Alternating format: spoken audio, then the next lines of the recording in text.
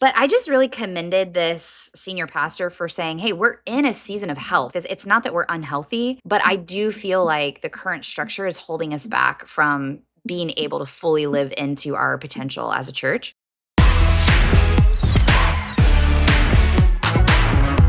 Well, hey, everybody. Welcome to the Leading Smart Podcast, leading in real time. Tim, you are at home. We're both at home.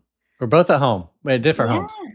Right. And we were Yeah, just talking that's true. we were just talking about how humid it is in both of our locales. I just checked, it's 85 degrees with 85% humidity here, and you're about the same. Yeah, that's insane. Crazy. I tell myself when June 1st starts here in Houston, I'm like, we got 90 days. I can do anything for 90 days. And then I question why I live here because I'm like, that is not thriving to live in a place where you're counting down your summer days. But the other 9 months of the year, it's pretty awesome. We have the opposite thing here. So I remember when I lived in Houston, you're being generous on 90 days. When I lived in Houston, I counted on May 15th to October 15th as being horrible. Yeah. And here, I really think, having lived in both places now, I really think there are more nice days to be outside in Chicago than there are in Houston. I believe that. Even though we have the dead of winter and it's horrible. Yeah. I believe that. Because there's so much rain and humidity. Yes. Between humidity in the summer and then, rain in the winter, it's just, but the days that it's beautiful in Houston, it's beautiful. It is. I'm getting angry just hearing you talk because I'm like in the thick of not wanting to be here right now. I keep telling you, move to Chicago. It's your favorite big city. It's true. We do. As a couple, I would say my personal favorite big city is New York City. But as a couple, Chicago is our favorite big city for sure. New York City has rats and it's dirty. That's what Elliot says. He likes Chicago is very clean for how big of a city it is, for sure. Yeah. Like New York and LA are just so gross. All right. You want to talk about board ends? Something besides weather. Right turn. And cities. We're kind of, I don't think we're officially calling this a mini series, but it kind of is because we're really board governance is top of mind for us as we have just launched our digital masterclass that if you've not heard about it yet, we are going to tell you about it today. So we're kind of teasing out a few topics that we get asked about a lot in our work with board governance. And so, Tim, you're working with several boards right now. I mean, how many do you think off the top of your head? Like, maybe 5 right now. Yeah, I was going to guess 6. So not too bad. Not too bad for a woman who doesn't do numbers. I thought you were going to say for a woman. I'm glad you finished that sentence because you'd be like in big trouble and probably. I could have left off woman for a person who doesn't do numbers. Yeah, not that bad for a woman. I would not say that. I know. You out of all people you're like very supportive. Okay. So anywho, I was at a gathering of some church leaders, like some executive pastors, I don't know, maybe 6 months ago. And I was kind of teaching a goal framework that I use. And one of the folks in the room had a really great question. She was like, hey, I love this. And this makes a lot of sense to me. But as a board, we've been working on our ends as a church. So like where do our ends begin and end and compared to other goals that we set? And so I wanted to bring that to you today to kind of pick your brain on, because I know you've worked with several churches on ends specifically. We talk about ends as a part of our masterclass. But yeah, that's kind of our theme for today. But let's start there. Like when we say ends, which I'm saying ENDS, because I know that can be, if you've never heard that before, you're like, what is she saying? So ends, like the ends justify the means. That's debatable. We could debate that. But yeah, what do we mean? What are we talking about? Yeah. So the reason it's important for a board specifically to nail this down is because otherwise you don't know how to measure success. So if you're into football, like I am, and it's 45 days until football season starts, I can't wait. But if you're into football, think about it as the end zone. How do you know when you get points for your team? It's when you get the ball into the end zone. So how do we know we get points or we succeed or we're effective as a church is we define the ends. Another word would be outcomes. Like what are the outcomes that we're going for? And so a lot of churches, I would say most churches haven't figured that out. Now they may have a mission statement, which is great. But if they haven't actually talked about that at the board level and actually written it down and said, here's how we know we're actually getting into the end zone of our mission statement. Because if your mission statement is like it was at Willow. Love God, love people, change the world. Great. How do we know that we've helped our people love God, love people, change the world? Well, then you actually write down what that looks like and how are we going to measure it. And so that becomes your ends. And that's just important for every board to have that written down. Like, where are we going? That's how you evaluate the effectiveness of your lead pastor or senior pastor. How did they know that they're doing well? I mean, usually the lead pastor, senior pastor has pretty good metrics, or at least just started to figure it out for their staff. They know that, but the communications director or the student pastor, they kind of know how to measure their success. But how do we measure the success of the lead pastor? And we all want to know if we're winning or not, if we're doing the right things.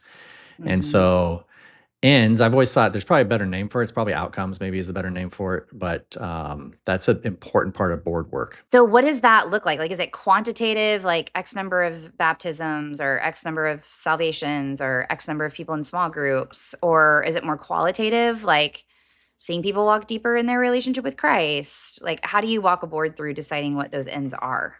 It's a little bit qualitative, like you just said. Most churches have some version of making disciples. They say it different ways. And I think it's important to like have your own language for it. So what does that look like? Is that people making a commitment to Jesus? Is that people getting baptized? It shouldn't be super quantifiable, though. I'd call that a goal. Like it shouldn't be like, hey, 5% more baptisms this year than last year. That would be a goal. But it should be like we are introducing people to Jesus and they are taking their first step in baptism. So things like that are qualitative, and then you put quantitative goals to that if you want to every year. You'd like, here's what accomplishing our ends or accomplishing our outcomes or getting into the end zone looks like for us in 2026. We really think we can see these Yeah. percentages, these numbers, this increase, that kind of thing. Yeah. That makes a lot of sense to me what you just said of like seeing people go walk deeper in their relationship with Christ and get baptized. So you're not setting like 20 people this year or whatever the number is as a part of the ends, but that's separate for like the team to have those goals that they're working towards. That makes a lot of sense. It's a helpful framework because with ministry, especially, I mean, in the work that you and I do, I know I'm in conversations like this a lot. It's like, this feels too corporate, or how do you quantify the work that we're doing? And it's not that we, really can. That's up to the Holy Spirit and the work, of the Holy Spirit. But it is important, I think, to have guardrails and boundaries just to keep us focused on the most Yeah. important thing. So to be able to say a statement like helping people walk deeper with Christ and get baptized is like, okay, what is the overarching, you know, what's what I'm looking for? The going deeper in their walk with Christ. But like the outcome that we're going to measure, even though we're not Yeah. putting quantitative goal to it yet, is that action. It's like, what's the action that they're taking as a part of this? Yeah, I, activity that they're doing. I don't know. Does that make I'll give sense what I'm you saying? It does. It does. I'll give you an example. Worked with a church, and their mission was to help people encounter God, train the found, and seek the lost. Okay. So that was their mission statement. You'd see that on their website. And then in their end statement, how they put that, and I've got it in front of me, it said, on the encounter God, it said, we desire to see people encountering God through his word and his spirit as evidenced by, and then they had 3 bullets, increasing attendance on worship services. So it didn't say 5%, it just said increasing number of people coming to faith in Christ and being baptized, and then an increasing engagement in daily spiritual habits. And then under train the found and seek the lost, they also had 3 bullets under there. And then you put a dashboard to that. On each of those 3 bullets, in their case, they have a total of 9 kind of metrics or 9 things that they want to see increasing in people's lives or in the life of the church to know that they are in the end zone. And so then what's the dashboard around that? Increasing number of people attending in worship services, easy to measure. Increasing engagement in daily spiritual habits, a little harder to measure. And so then a church or board, a staff can kind of wrestle with how are we going to know that? And so some churches will say, well, on the things that are more difficult to measure, that'll be a little bit more anecdotal, or that'll be like we might do a survey once a year. Like we did this at Willow, where how many times in the last 7 days have you read the Bible? And they just kind of like take a pulse, take a measurement, and see, is that number increasing? Are we helping our people engage in spiritual habits more frequently? Once you kind of put that in there, then you like put a dashboard to it. The pastor and the staff would say, offer to the board, hey, here's our dashboard. You've kind of laid out in policy form, here's our ends, here's what we're going for, and then we'll tell you kind of how we're doing. Then we'll just work on programming and initiatives and curriculum and whatever it is around that to help accomplish that. Yeah. How often are you revisiting these? Is it annually? Is it like aligned with the strategic plan every few years? I don't think ends change often. I think every year it should be looked at. Every year it should be evaluated. Is this still true? But you're probably not changing that. Maybe once every 10 years, something like that in most cases. There's three parts to the end statement. We're really talking about the results part of it. There's also the recipients part and then the resources part. And those might change a little bit more often. Like your recipients might change because you launch a new campus or because you start a counseling center. Your resources probably don't change a whole lot, but your results piece probably is going to stay pretty static. Yeah, that makes sense. I know you're working with a church right now where you're kind of working with them on their governance and helping them get clarity on ends. So they go in your governance like documents? Yeah. Is it okay?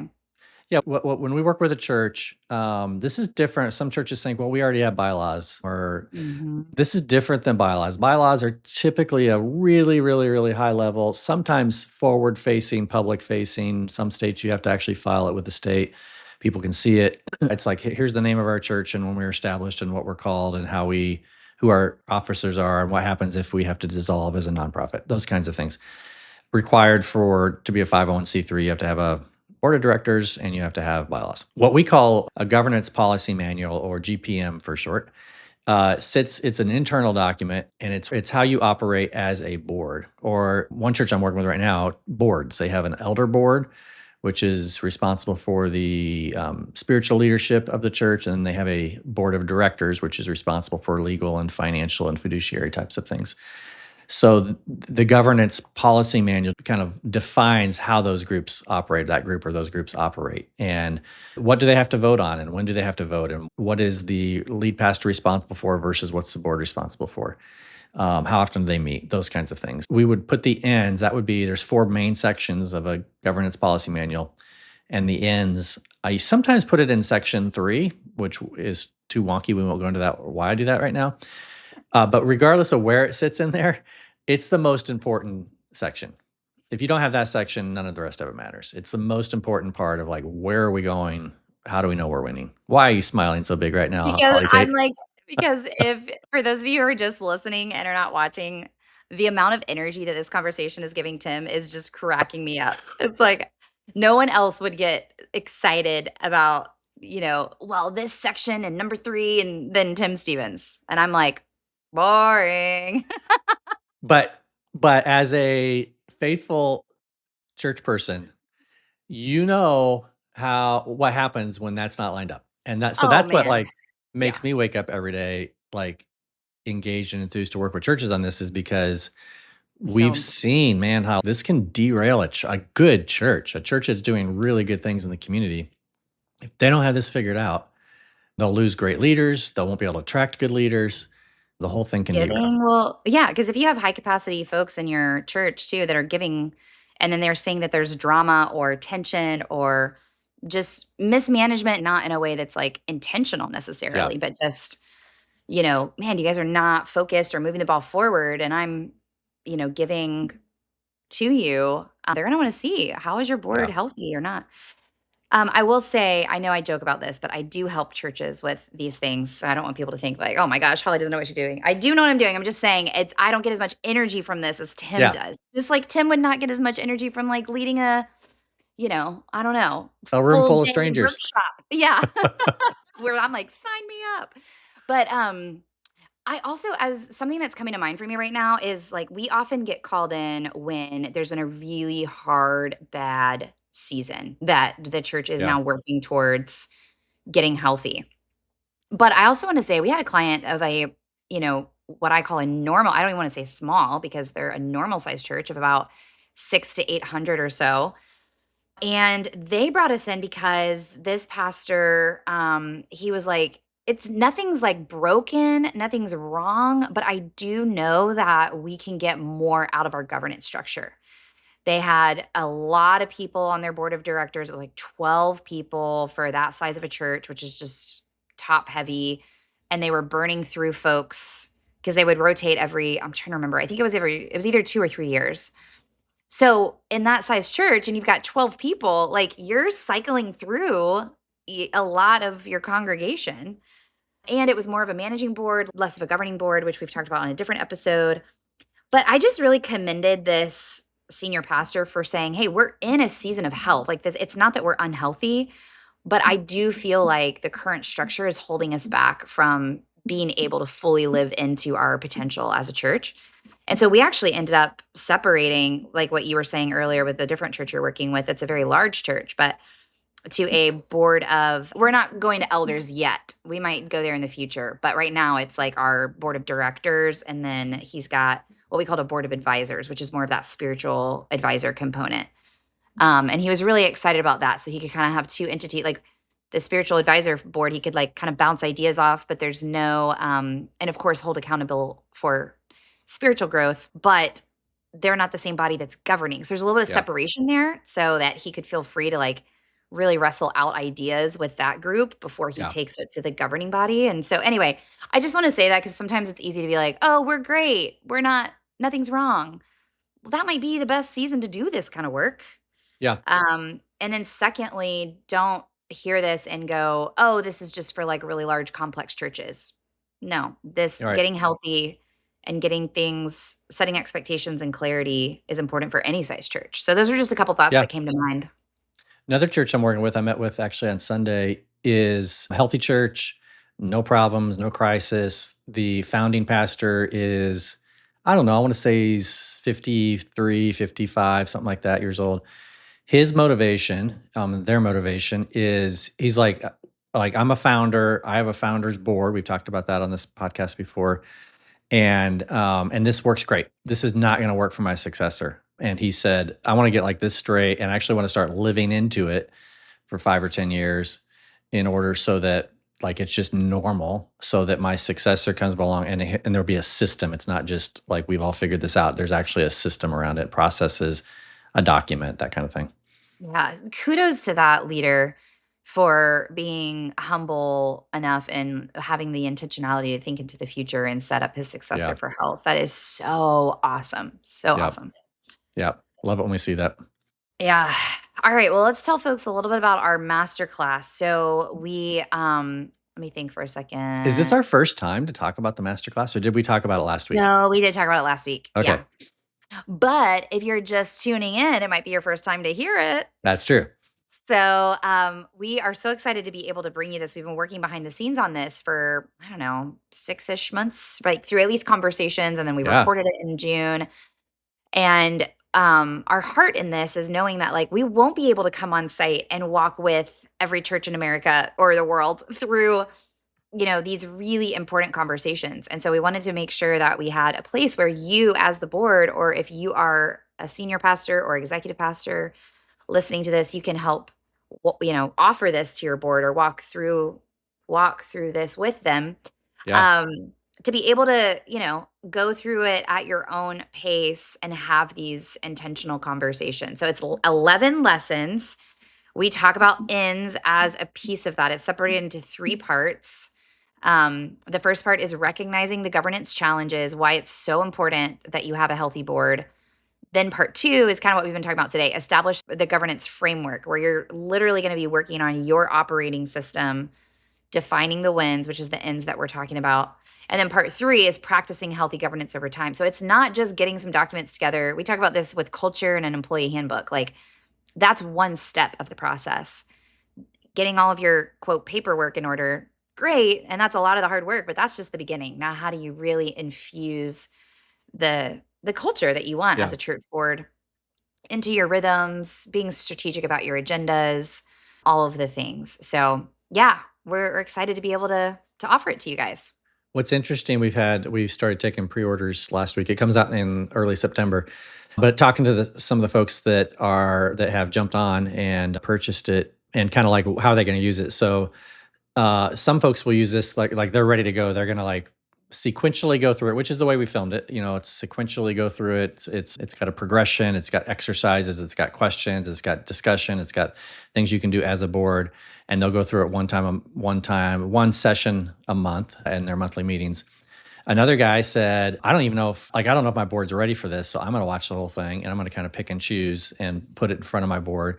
And that's how we designed those first 3 sessions, is to really kind of gets the why. Why do we need to even think about this stuff? Someone on our webinar last week said, "Hey, how do I convince my board that they need this?" It's like, pick 1 or 2 of these early sessions and just it kind of lays down the reasons why this is going to be so important just for your legacy. And this is what we should be about as a board, is thinking at this really high level of kind of setting things there for the future. And then someone else asked, well, what if I want to watch this every year with my board? Can I just watch it once, or do I have to watch it live? And it's like, no, these belong to you. You can have them for life. You can watch them in any order you want at any time you want. That portal will remain available for you. I'll be curious once this gets out, like how churches use that and what other creative ways we see. Yeah, it's gonna be really neat to hear those stories. I was hearing about a board recently that they meet twice a month. One time a month is like their business meeting, and then the other time that they meet a month is about like growth and development for themselves. They go through like a book study together. So he was really Yeah. excited about this when I told him about, we hadn't even launched for pre-orders yet. I was just sharing about what we were doing with him, and he was like, "This is so awesome because this already fits into our rhythm." So for us to be able to have something we can it's already like a curriculum that we can go through it together. And I was like, that's so cool that they do that. Yeah. So, all right, Tim, are you ready for Where our, where can they find more information about that? oh yeah, that's important. LeadingSmart.com. That's right. There's at the top that says Healthy Church Board Masterclass. It's a lot of words, but you'll find it. Yes, you will find. And if you have any trouble, you can always email us, Tim@LeadingSmart.com, Holly@LeadingSmart.com, and we will be glad to help you. All right. Are you ready for our random segment? Let's do it. I have no idea what's coming. I'm a little nervous. I know, me either. Oh, Okay. You are forced to I feel like my questions are always so aggressive. Like, you are forced to do this thing. wow. I am an intense person. Okay, you have to live in either New York or LA for this summer. Yeah, that's what I'm gonna go with. Okay. Any summer. So, but it's just the summer months. Let's call it June, July, and August, okay? And you I have to pick choose New York or option LA. C, Chicago. Nope, not an option. Okay. Intentionally. Los Angeles or there's nothing. Okay. Um, I got in trouble for this. I don't know if I didn't tell you this. I got in trouble for dissing a location on a previous podcast. Uh-oh. Do you remember when we talked about Fort Wayne and Yes. I said, would you rather this or would you rather be stuck in a hotel room in Fort Wayne? Well, we had a Fort Wayne contingent Uh-oh. that reached out to me and said, what's wrong with Fort Wayne, Mr. Stevens?